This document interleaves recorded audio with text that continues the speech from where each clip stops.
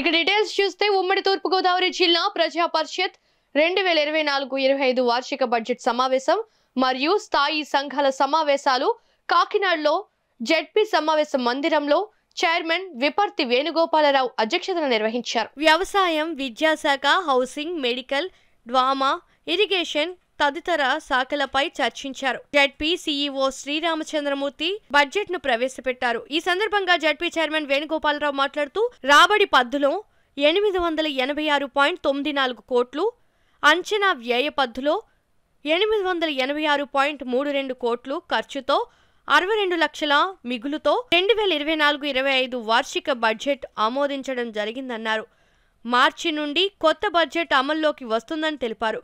ఈ సమావేశంలో ముఖ్య అతిథిగా రాష్ట్ర మంత్రి చెల్లుబోయిన వేణుగోపాలకృష్ణ పాల్గొని మాట్లాడుతూ రానున్నది వేసవి దృష్ట్యా ప్రజలకు ఎటువంటి త్రాగునీరు సమస్య తలెత్తకుండా నిర్దిష్టమైన సమగ్ర ప్రణాళిక సిద్ధం చేయాలని ఆదేశించారు. అలాగే ఏడాది కొన్ని కారణాల దృష్ట్యా వరి సాగు ఆలస్యమైనందున సాగునీరు సమస్య తలెత్తకుండా చివరి ఆయకట్టు వరకు నీరందేలా చూడాలని సూచించారు. ఈ సమావేశంలో కాకినాడ ఎంపీ వంగ గీత, జిల్లా కలెక్టర్ కృతికా శుక్లా, రాజ్యసభ సభ్యులు పిల్లి సుభాష్ చంద్రబోస్, తూర్పుగోదావరి, అంబేద్కర్ కోనసీమ జిల్లాల జాయింట్ కలెక్టర్లు, జెడ్పీటీసీలు, ఎంపీటీసీలు, వివిధ శాఖల జిల్లా అధికారులు తదితరులు పాల్గొన్నారు. మన ప్రియతమ నేత గౌరవ రాష్ట్ర ముఖ్యమంత్రి వర్యులు శ్రీ వైఎస్ జగన్మోహన్ రెడ్డి గారికి ఖ్యాతి తెచ్చే విధంగా మనందరం కలిసి పనిచేయాలని కోరుతూ ప్రజలకు అందుబాటులో ఉండి జిల్లా స్థాయి అధికారుల ద్వారాను, మండల స్థాయి అధికారుల ద్వారాను ప్రజా సమస్యలు పరిష్కరించే విధంగా కృషి చేయాలని కోరుకుంటూ జిల్లా పరిషత్ పాలక మండలి ఏర్పడి మనం సుమారు 2.5 సంవత్సరాల కాలం పూర్తి అయినదని, ప్రభుత్వం నుండి మంజూరు అయిన వివిధ పథకములను అభివృద్ధి పథకంలో నడిపించడం జరుగుతున్నది.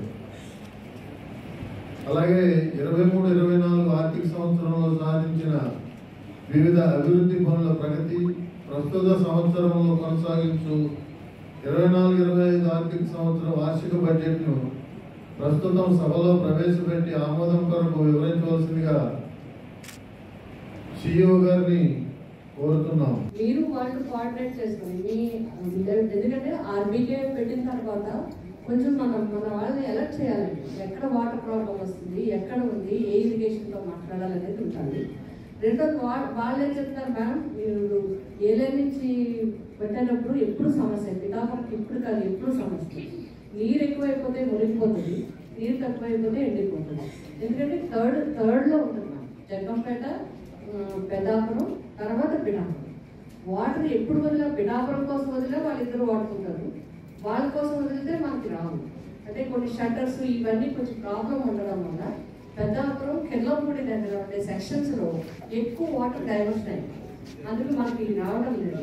అది కూడా చెప్పించి నేను మనంతా కొంచెం 2 days వర్కౌట్ చేసి వరకు వాటర్ ఇప్పించడం జరిగింది.